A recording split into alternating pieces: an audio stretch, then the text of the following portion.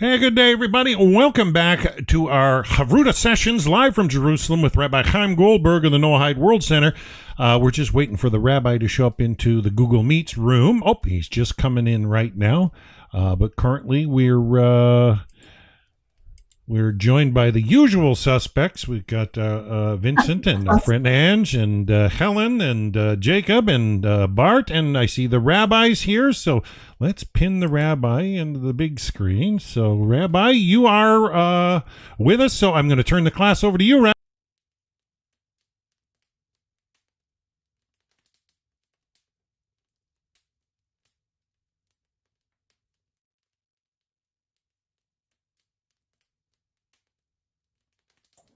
Can you hear me now?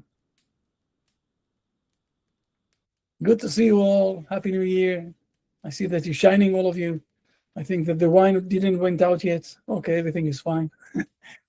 Fair enough. From time to time, we need also to have a bit of a joy, especially with what's happening in Honduras, for example. It took me time to fly back. Be careful. Don't say to anyone where you live. Who knows? Maybe the Delta Force will come to visit you. Be careful. I don't know. It's okay. It's a bit, the world is a bit upside down. On the other side, Mamadani in New York did a lot of hard things to the Jewish community. Everything is really upside down. Never mind. Let's learn something. Let's continue on. Let's strengthen more our connection and the seek for good and for bringing more good to the world. So let's dive inside. You all know that from time to time I'm speaking about thankfulness, and I'm saying one of the most important points that I'm mentioning when we're speaking about thanking, that this is one of the uniqueness issues that only the human being have, but God doesn't have this. It's a big debate inside the Hebrew sages, okay, about what I'm saying here. But even those who are saying that God have a way to say thank you to someone, he's explaining this in a very tricky way. I won't go inside all of this. The normal thing is that if we state, okay, that God, the Almighty, He is the most, I will say, He is giving life, and He's giving us the opportunity to live, and we're having breath. We can breathe, from the day that we were going out from our mother's womb, and usually we don't need to pay for that, and we have enough food to eat usually. By the way, the world have enough food for everyone, but there's only a few leaders who are, instead of giving food to the people, doing a lot of things that are related with drugs or other things. So this is why we're lacking a bit of food in the world. It's not that we're really lacking food in the world, but God is giving us all of this. So He doesn't have anyone to say He's all the time giving, when He doesn't have anyone to say to Him thank you, because the real issue of thankfulness is to acknowledge that I'm getting from someone else something for me. God doesn't have any side of accepting anything from us, and this is why I'm saying it's very unique for the human being. And if we look, for example, in the beginning of Genesis, we see that the main sin of Adam was that he was the opposite of thanking God. Let me show you this, please. Let's dive inside to the. It's written out. Usually, people don't see that. Don't catch this idea. Just a moment. Let me open it in where I need to open it, and then it will be easier for us. I will share the screen. Where is it? No, come on.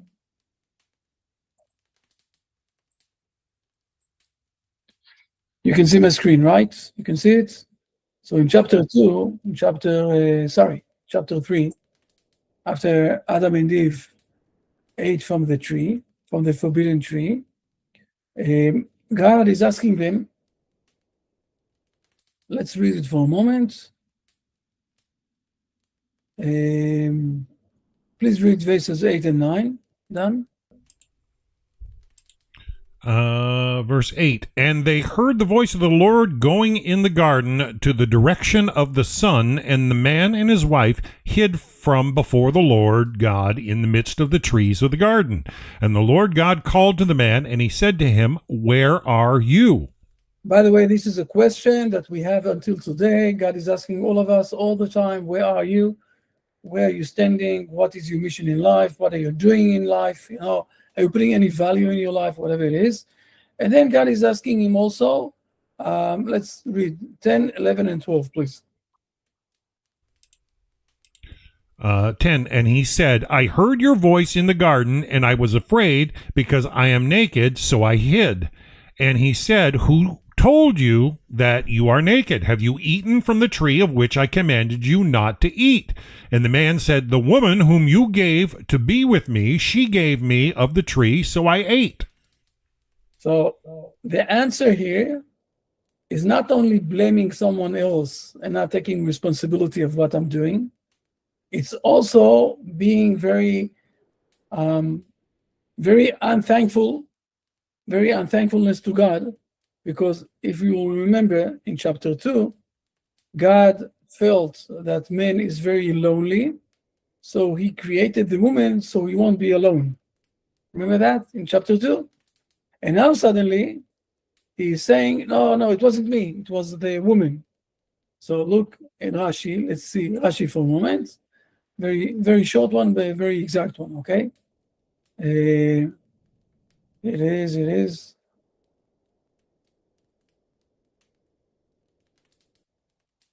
You see, the woman whom you gave to be with me. Yeah. Here Adam showed his ingratitude. Okay, so we see this, and this is the main sin, not the first one. This is the main one, and one of the most important things that we have, and I'm saying this all the time because this is what is defining the human being. He is the one who has the acknowledgement, so he can thank the one who is giving him, good things, and especially God. So I'm saying this a lot, and I want now to dive inside a bit more. One step a bit more, okay, for this, because in Hebrew, I'll say it like that. In English, you have three different words that all of them being together in one word in Hebrew, that of the word todah, of the word thank you, okay? The word thank you in Hebrew is much more than just thank you. It's also acknowledgement, and it's also confession. So let's go step by step, okay? Let me jump for a moment here in this to the end of Genesis, to the last chapter of Genesis, okay? The last chapter of Genesis, we're coming to a situation where Jacob died, finished, he passed away. It's not 48, it's 50 in a moment. We'll be there, just a moment. He passed away, he died. Not Exodus. What? Sorry. Yes, chapter 50. Jacob died, and they had a very, very, very big ceremony, okay? Taking him back to the land of Israel and burying him in the tomb of what we call Me'arat HaMachpelah in Hebron, okay? And there was a very, very big ceremony, whatever it is. And when they finally coming back, after it's already something around 40 days, and another 30 days, and another 7 days, and it's a long time, okay? Something like 3 or 4 months after that. They're coming back to Egypt, all of them, okay? After they're coming back to Egypt, we need to read it a bit, and we need to understand this.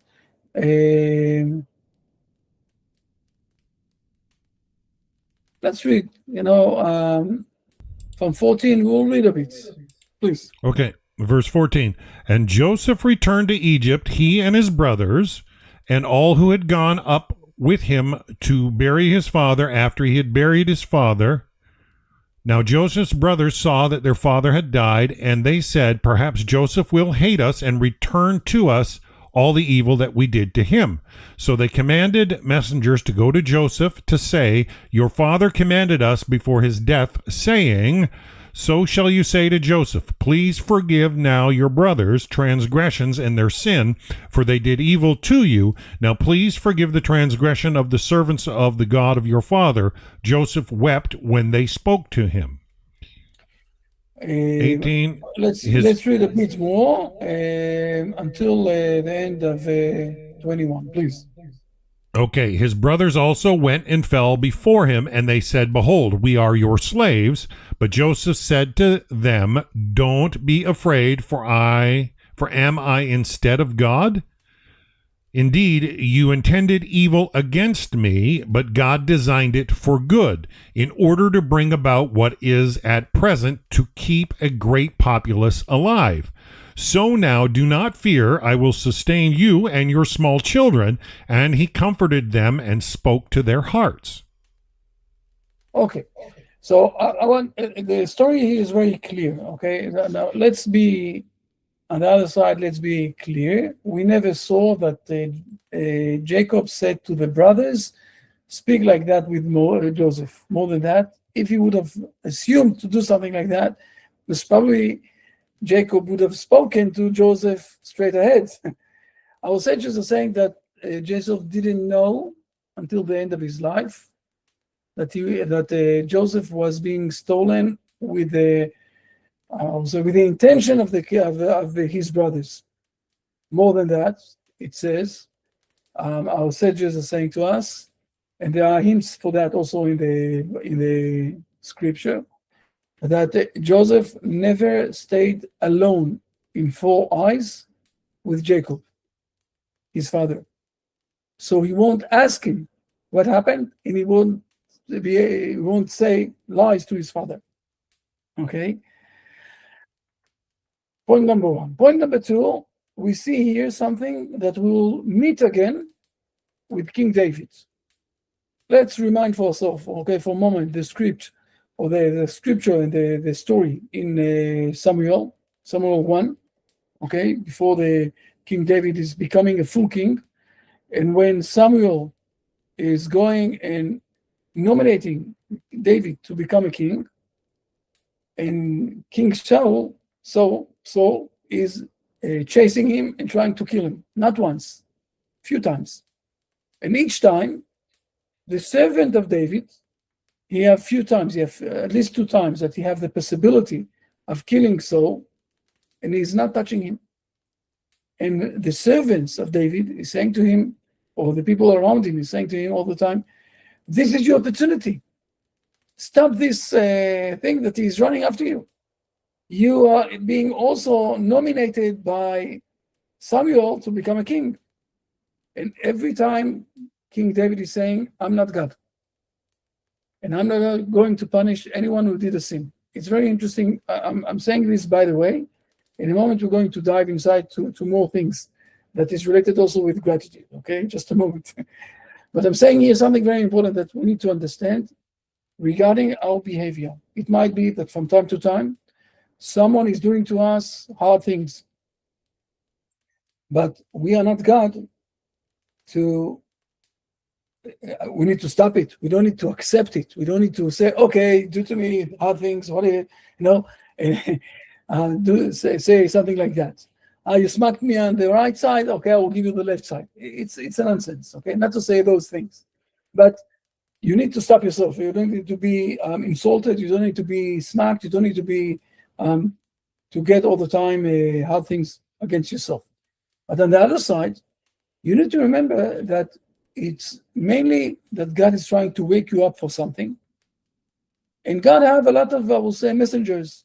It could be a snake. It could be, I don't know, a scorpion. It could be a lot of hard things. It could be, God forbid, a fire at your place or something like that. God forbid, all of those things. And maybe God sent you someone that did you something like that. But you are not God to punish someone else. It's not always. There are ways or there are times that you need to take back your money and you're going to the court, whatever it is. But this is a court. It's not yourself doing those things. God can teach us about the court and how it's working. Okay, so I'm saying Joseph here is answering, and also King David after that will answer like that. I'm not God. I'm not going to touch or to do to you any harm. And you can see here, Joseph is saying here, it's the second time that he's saying this to them. You see that God, maybe you had in the beginning intention of doing bad things, but at the end, God slipped it over to a very good situation because you did repentance, whatever it is. But it is, God will decide if to punish you and when to punish you. I'm not going to do that. Okay, so this is another thing. But here we're coming to a very important point that is related, I'm calling this, with the truth. Okay? And let me explain this a bit. First of all, there is a debate here. Here in this situation, we have a debate. The debate is the brothers lied to Joseph. Okay? They lied to him. Their father never said to them, to ask from Joseph not to be with hatred against them. It was never said.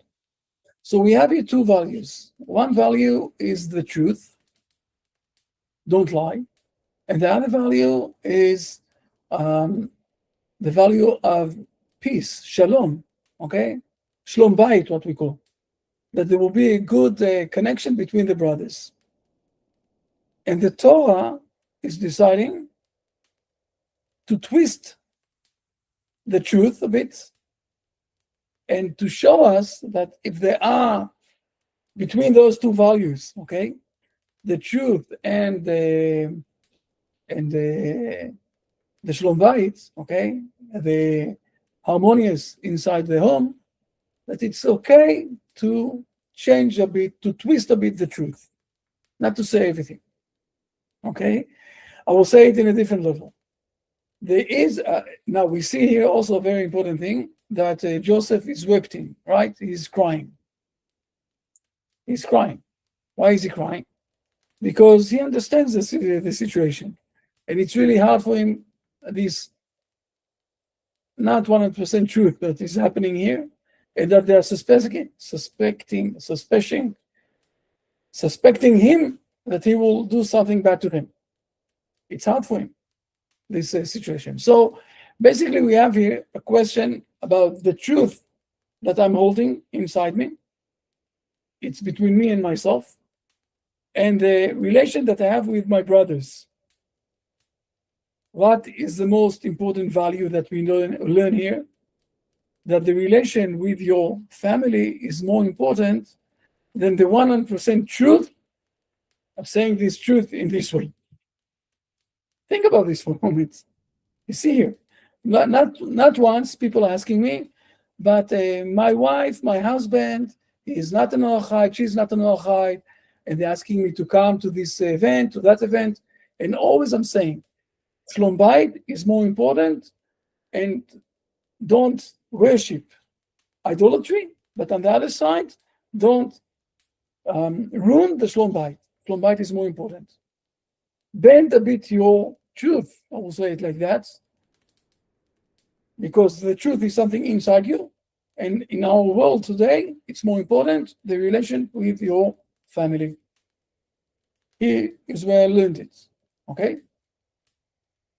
But I want to go one step even further and to speak about, I'm calling it, this is also part of the thankfulness, and I want to show this for a moment in another place, and then we will come back here, okay?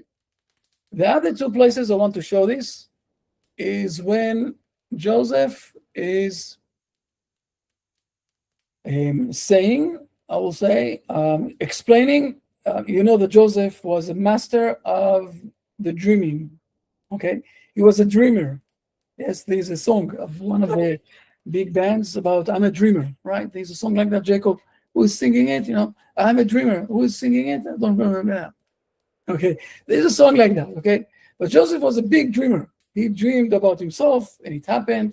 He dreamed about the servants of Pharaoh, and it happened. Pharaoh dreamed, and everything that Joseph said happened. He knows how to grasp their dreams. But I want to show you something that people don't really notice in a moment that we're reading the Bible, okay? And I will show this in the Hebrew language because the English translation is not good. I'm telling you, it's not good. Okay? So let's jump for a moment to the dream of the servants of Pharaoh. Okay? After those days, those events, that was cupkeeper of the king of Egypt and the baker, both of them sins against the master, and because of that, he had put them inside the jail where Joseph was in charge. Okay, and they had a dream. And in the morning, now you need to read it for a moment. You will read it in English in a moment. I will share. First of all, read 6, 7, and 8. Please, done. All right, 6. And Joseph came to them in the morning, and he saw them, and behold, they were troubled. And he asked Pharaoh's chamberlains, who were with him in the prison of his master's house, saying, Why are your faces sad today? And they said to him, We have dreamed a dream, and there is no interpreter for it. Joseph said to them, Don't interpretations belong to God? Tell them to me now. And fair enough. And they are telling it to him. And after he said, the first one he's saying, where the cupkeeper is saying, what is he saying? And then Joseph is explaining what will happen. It says that in verse number 16, okay? You know what? It's 16 says, Now the chief baker saw that he had interpreted well, so he said to Joseph, Me too, in my dream, behold, there were 3 wicker baskets on my head. It's more important for me the first sentence. Jacob, you know a bit of Hebrew, right? Vayar sarofim, what is will? Ki tov patar, what is tov? Good. It's not only will, it's good. Yeah, it's good. Now I have a question. The word good is also already in chapter 8 in Genesis. Okay, the first time that we have good is also with the light. Okay, and the first day, God saw the light. It's good. Tov. But I have a question. Joseph is giving, I will say, the interpretation of the dream. The interpretation is good. I think the interpretation is or true or lie. Right? It's supposed to be or true thing or false interpretation. What is the relation of good here? He saw that it's a good interpretation. It's a good explanation. Why good? The word good is not belong. It's like I will say to you that the light here is very sour. It's not related. The sour is not related with light. It's related with taste. The word good is not related with did Joseph, when he said the dream or he explained the dream, he explained it in the right way or in the wrong way. It was right or false, what we say. Let me show you it in a moment because it's coming again another time. Let's go to what's his name, to Pharaoh. Okay, let's go another chapter, one chapter ahead. So we need to go to 41. And in 41, Pharaoh is dreaming. You see, came to pass 2 years, and Pharaoh was dreaming. Okay, and we know his dream, whatever it is, whatever. And at the end, they calling ahead, first away, Joseph. And Joseph, by the way, Joseph here is doing a very interesting thing. He's not only, the truth is that they need to learn it. He see in the dream not only the, I will say the explanation of the dream, but also the explanation how to behave. And it is giving everything to Pharaoh. He's explaining everything to Pharaoh. Okay, Joseph said to Pharaoh, dream is one, whatever it is. And at the end, it says like that.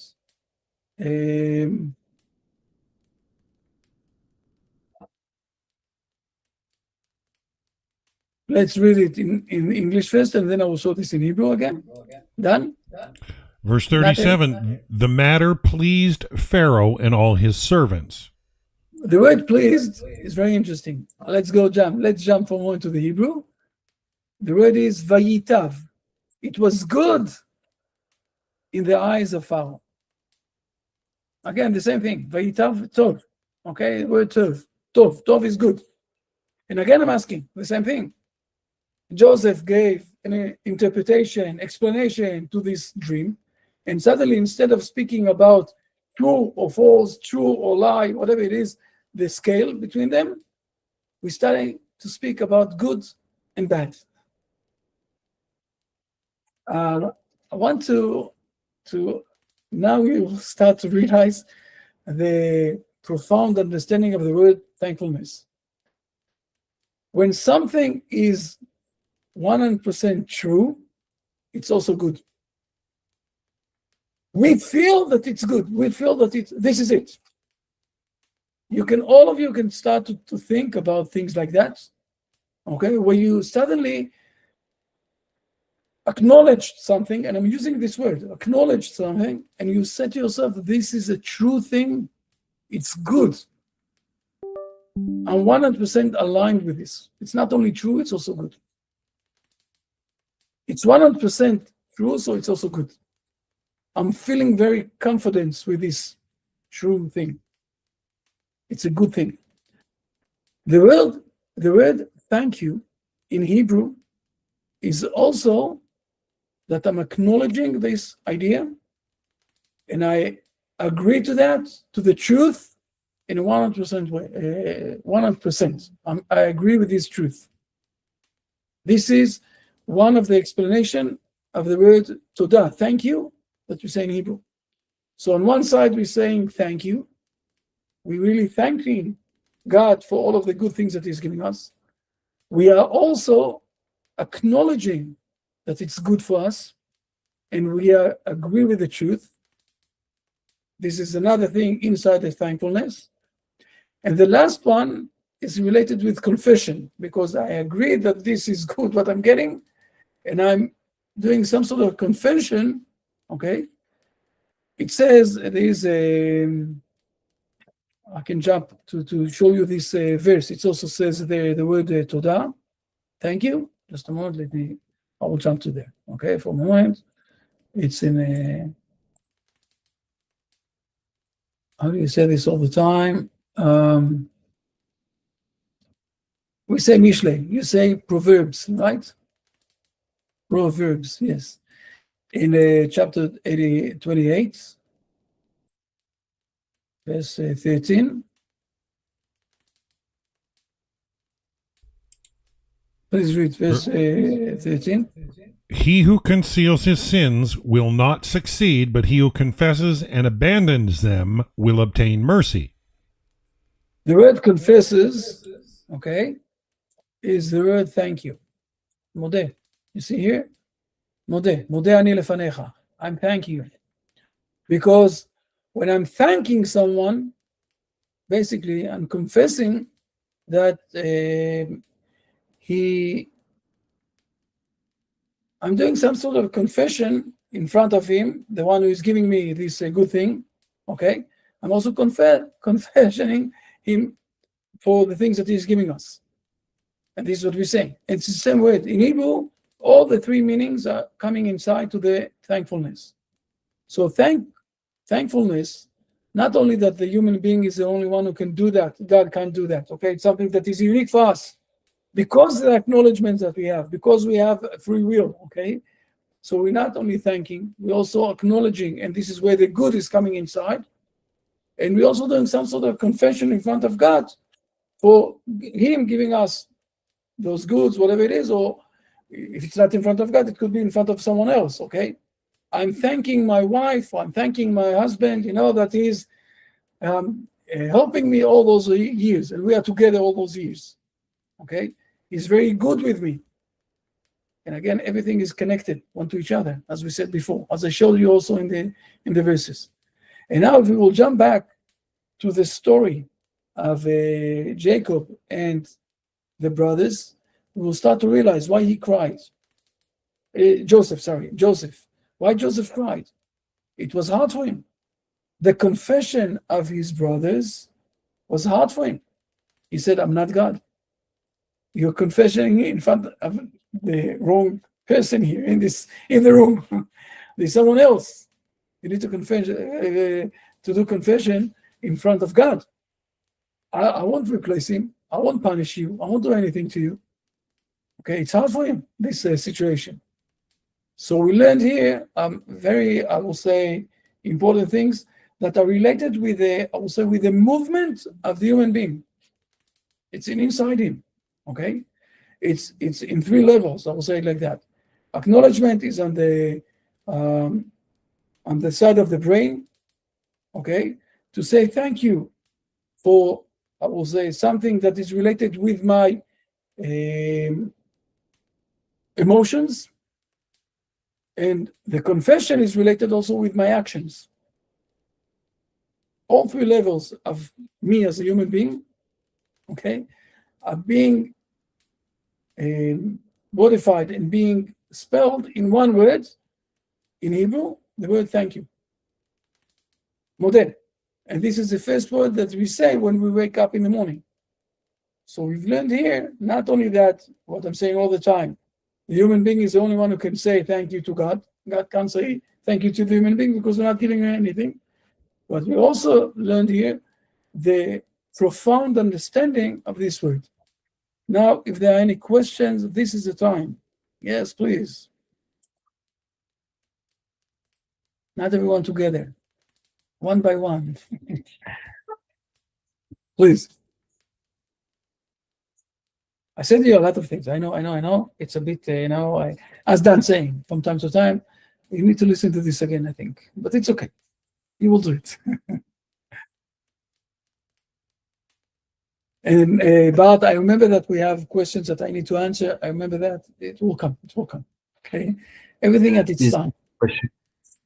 Yes, Jacob, please. Is the root of the verb in Hebrew, the three-letter root, yod, dalet, hey? Again, the word is not The verb. Are you asking what is the source, what we call the shoresh? The shoresh, yeah, the root. The root, the shoresh. Toda, I think so. Well, anyways, my question is connected to the idea of hands. I heard once, and I don't know if this is true, but I heard that it's connected to kind of raising the hands up in the thankfulness. But I don't know if that's true. No, it is true what you're saying. Okay. Yes. You're more than right. Yes. It is true, and I will show you something that it will shock you. Okay. It's part of the, I will say, the definition of Joseph. Let me show you that. Okay. Let me show you that. No, come on. Let me jump again to the script. Okay. Let's go to again to Genesis. Let's go to chapter. I think it's 47. Just a moment, we'll see.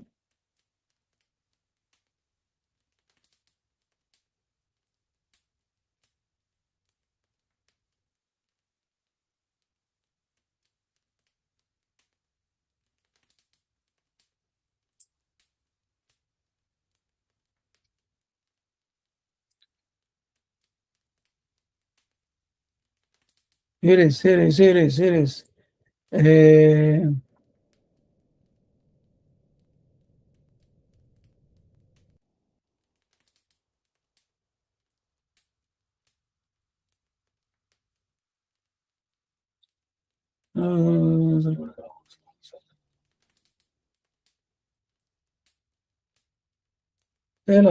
Just a moment, we'll find it. Just a moment.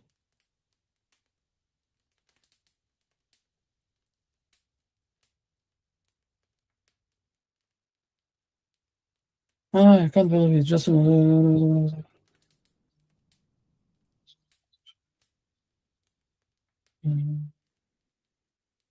it is. Dan, please read verse number 23.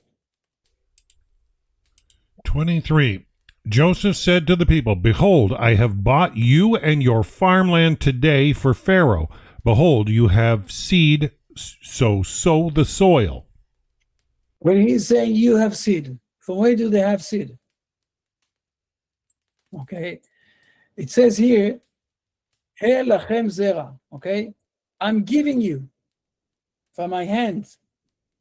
Okay, now the word yad, hand, is this is yud dalet hey, yud dalet hey. Okay, yad is yud dalet, yad, hand.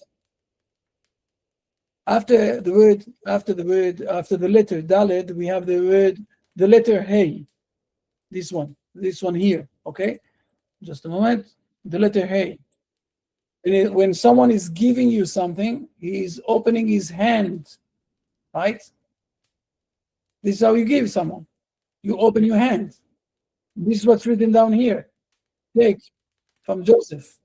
And Joseph is I will say, the internal of Joseph is that he is giving. Okay, others from his hand, and this is what's written down here in Hebrew. Okay, and Yud Dalet Hey is the root of the word thankfulness. Okay, fair enough. Thank you for asking. It's a very good question.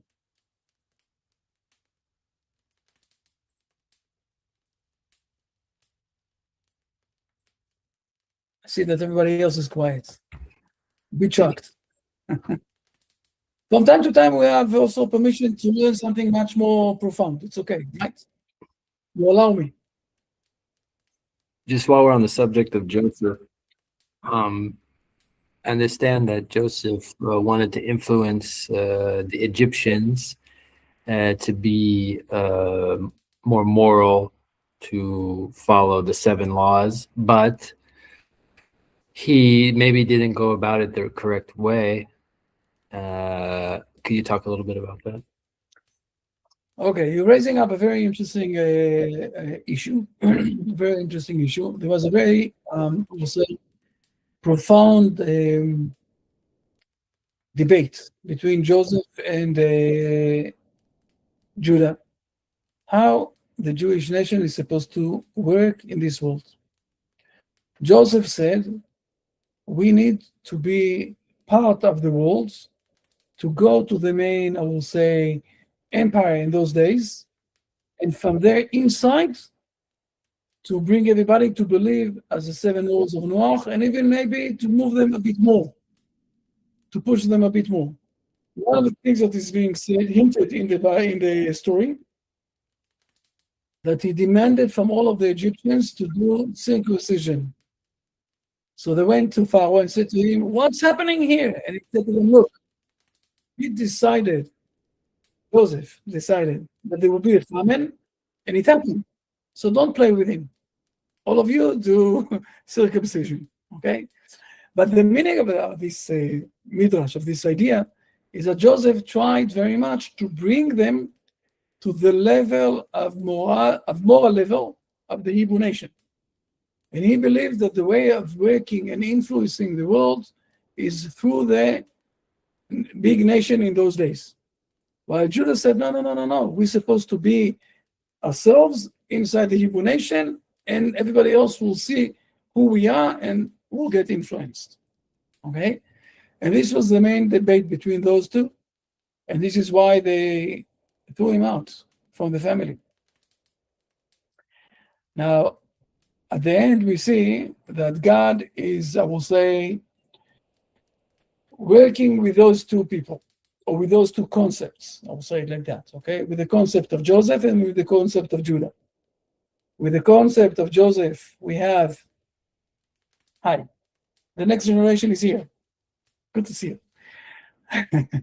The concept of Joseph, okay, is basically, you see it also today, okay, that we do influence also in the places where we live on one side. But the truth is that the main mission of the Hebrew nation is to build up a country and to live here in a full organized country, and from here to have the influence outside. I think that today it's more and more getting clear how much the Hebrew state is very strong also in the economy level. It's one of the three big economists that we have in the world, and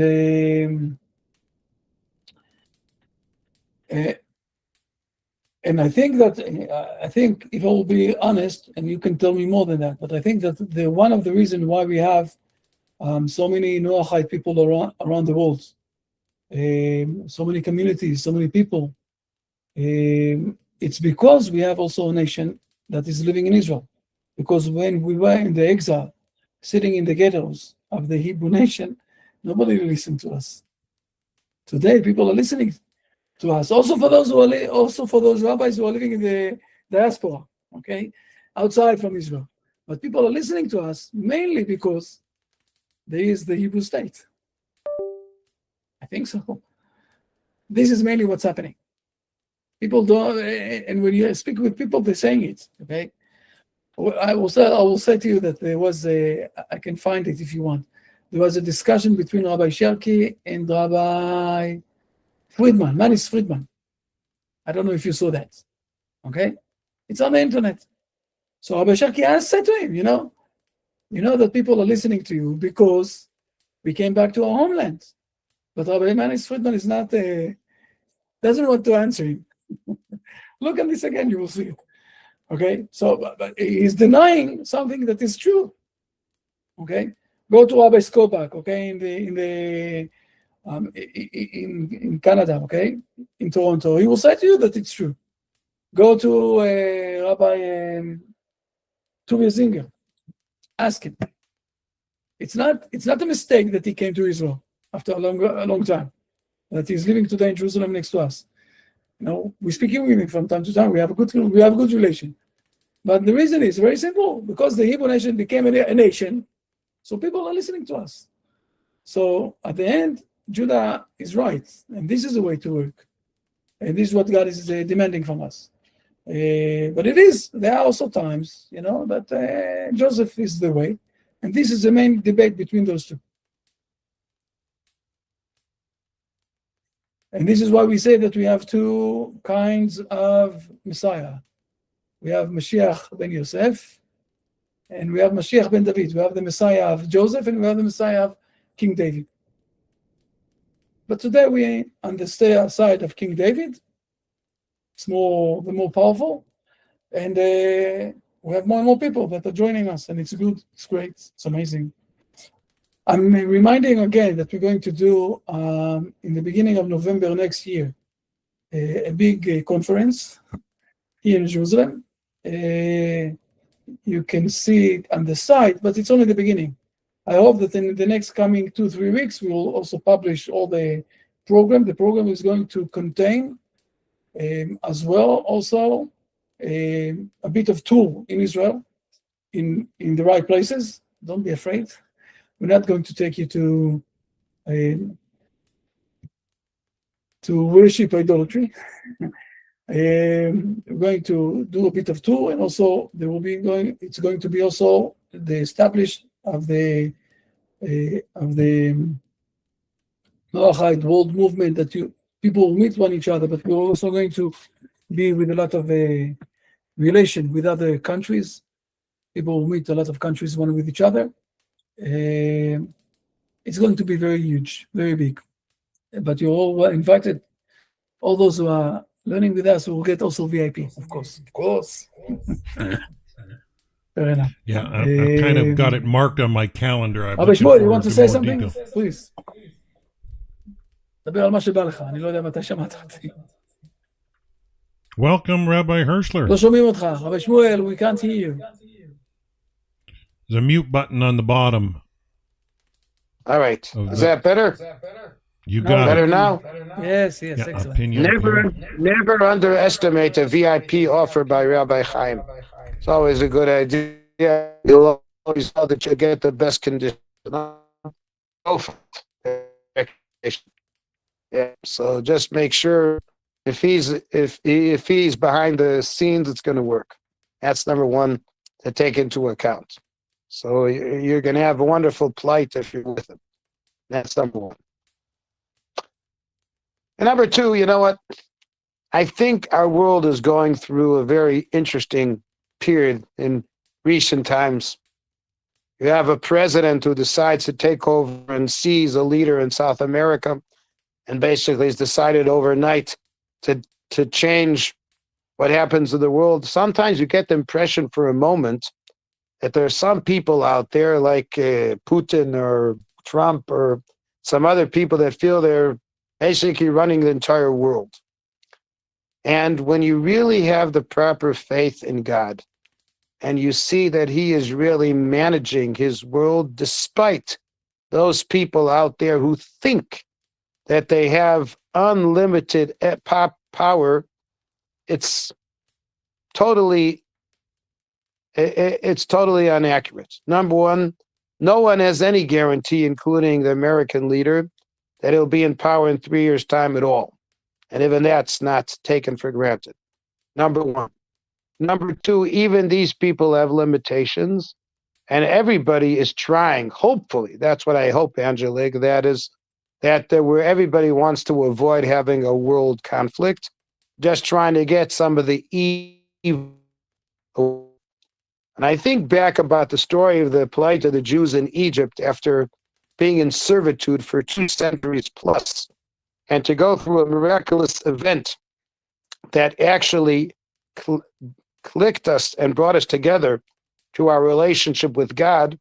I think, in my own understanding, that all these international events are bringing a quicker relationship of our world with the divine, with God. And I'll tell you what, the high tech and all the technology of today, which makes things happen much faster in certain elements than before, and even the artificial intelligence, which we don't exactly know how far that's going to go, but it remains a bit artificial. What is true is that you can understand from this amazing amount of technology of today what it really means in our religious attitude, that the divine can picture what you're doing straightforward. Asked me 50 years ago what it meant that God would be present when nobody can see anything. Today, it's so obvious. Any place you go, any hotel or any central place, there's cameras all over the show. And if you start using your cell phone, they know every place you've been buying goods in the last 3 months, if not the last 3 years. So in other words, to begin to understand what the divine wisdom was meaning for the last 5 millennia plus is so much more obvious in the digital type of society that we are today. And you have these superpower leaders that feel with their arrogance that they can control the entire world, when they themselves, their ethics are not always taken for granted on a personal level in their own family or in their own country. It's something that you can only appeal even more to have the divine support around us, so that we will not be dependent, as we say in our prayers, not in the gifts or the kindness of the human race. Because the human race, whatever kindness they offer us, it's always on condition. It always has agendas. It always something extremely subjective. And you don't even know in 2 years' time if the people involved in this whole project will be around to continue it, assuming that it is correct. The only thing that is really eternal and with absolute ethics is the divine presence himself. So I must say to you, maybe it's not so popular what I'm saying, but I sincerely believe that, to me, the super technology today is actually expanding my faith in God, because I really understand now what they use the term all the time now called fake news. Today, you can virtually make up anything with AI or with pictures, and you're like editing and making up a story as if it were true. I want to remind you, you may have learned this in the Bible. I'm not sure whether you learned it in detail. In Jeremiah, when he starts to become a prophet, and God asks him twice, as if he's taking an exam by an optometrist, what do you see, Jeremiah? Do you see well enough? What are the numbers on the list? 6384? That wasn't the question. The point was this. Jeremiah was designated to be a prophet, but like in an intelligence organization, you may have 20 things that they see at the same time, but the question is, from all that data, what is relevant? What am I meant to learn from that data? What type of recommendations I'm meant to make? Part of the problem Israel had encountered in the last 2 years, and also 50 years before 1973, was intelligence that wasn't giving them the correct advice. Not that they didn't see things, they didn't know from the picture of what they were seeing what to recommend. And Jeremiah is being asked from all the visions that he sees, what is the most relevant at this moment in time. And I'm presenting to you a question which I don't have an answer to, and that is the authenticity, if at all, of the world leaders today. And I'm very concerned that their vision is probably, if in the best, it's short-sighted.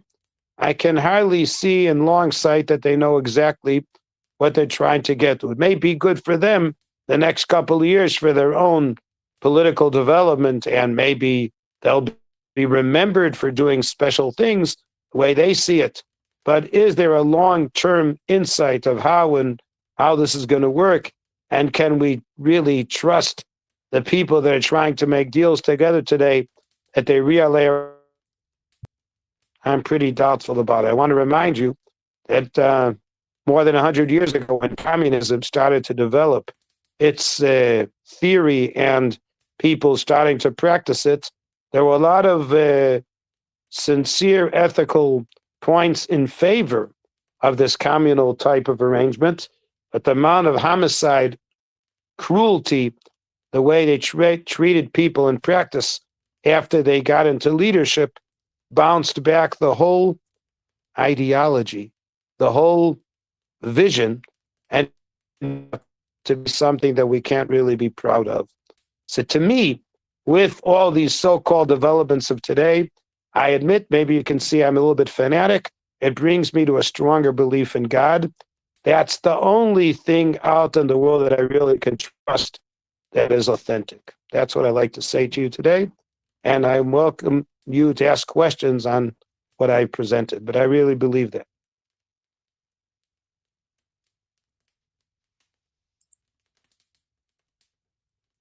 Any comments? Please. Thank you. For It's me, always- it's like making this world into God's home, and it can start anywhere. It can just start anywhere. It's just like when you have a dream, like Joseph had a dream.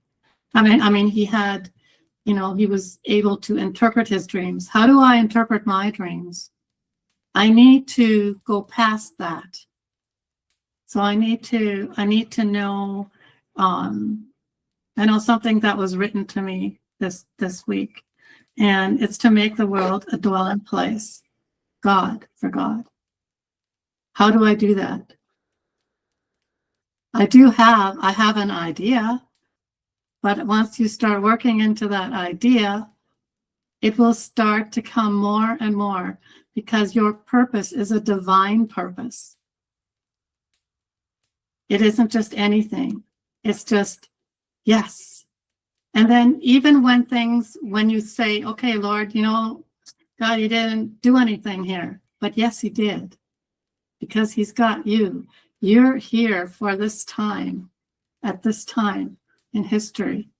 And it's great to be here, like totally. And just living the dream, Joseph's dream. It's amazing. And Hashem has always a way.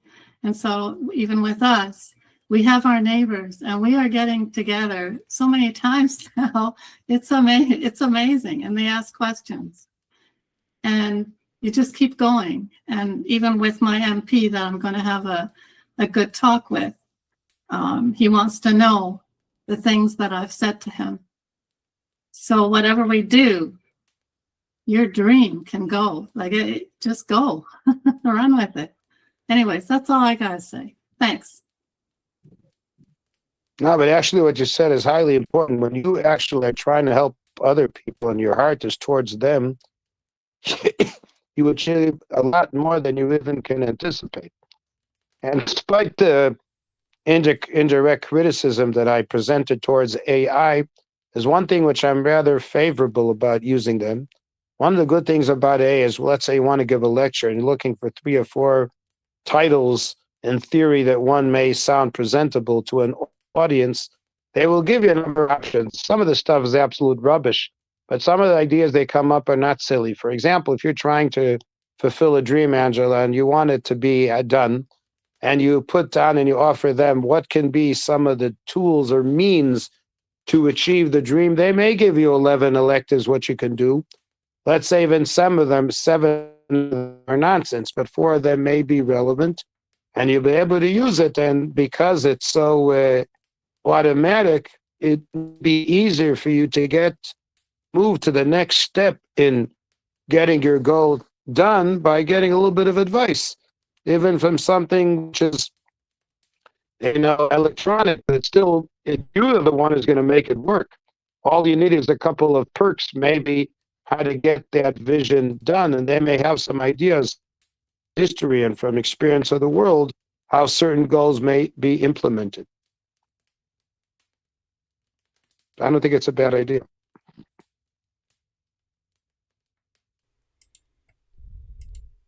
But Right. I like that verse that Rabbi Goldberg shared from Proverbs today. Rabbi Shmuel, as usual, thank you very much for jumping in and saying very important thank points. you. I must say that about the AI, I have also a lot of things to say, but yeah, I will find the time to say, and I'll also show this. The truth is, I'm waiting to the Jethro Parsha, okay, another few weeks, and then I will speak about the AI, because I think that Jethro was the person who defeated the AI. He already saw that the AI is coming, but it's something. Yeah, but Rabbi, I must say, nothing that God creates is absolutely negative. You just have to know how to use it in a wise way. Not at all. I think that we just It moving can be up, a helpful tool. especially big things. Remember this. This is a very important rule.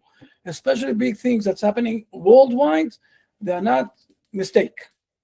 Something that God invented and implemented in this world, and we need to deal with this in the right way. Right. A tool, okay. yeah. A tool has its purpose. I need to go out, okay, to finish. As usual, it's always a pleasure. Hopefully next week we will have nothing will stop us. Dan, if I remember correctly, I think that what's his name, Yuda, is going to get in touch with you about Yeah, he sent me to do something with Rabbi Schulman, as we spoke 2 months ago. He woke up. Never mind now what happened, but it's okay. He will get in touch with you this week. I replied to him the other day. Discussion with Rabbi Schulman. And blessing everybody from Jerusalem. Right on. Yeah, Rabbi Schulman's going to be in Jerusalem in February. Anyways, okay, so you can't hear me? God, for 2,400 years we can't hear you. You can't? Can anybody hear me? Oh, I got the mute on. On there. Too many extra buttons. Sorry. Yeah. Yes, please. Yeah. I mentioned. Rabbi Schulman asked me last weekend about that, and I replied to Rabbi Yehuda the other day, and I told him I'm available Monday or Tuesday. We'll see if he gets a hold of me this week. Rabbi Schulman's going to be in Jerusalem in February. I believe the end of February and early March. He's got a bar mitzvah for his grandson there, and then he's also going to be there, I think, in June. He said end of May or June for a wedding. Anyways, exciting stuff, and glad to hear more about early November, about the conference there.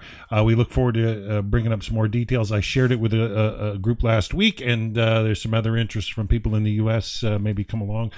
We'll see day by day. I got to renew my passport and put this all on final form and make it happen. So yeah, exciting stuff. And so we look forward to seeing you next week, Hashem willing, Rabbi.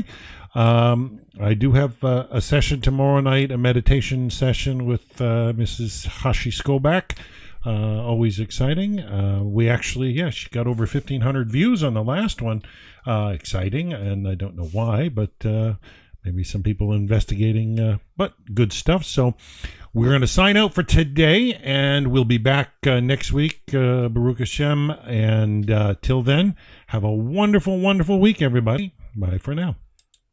Bye, everybody. Bye. Thank you very much. Have a great week. Bye.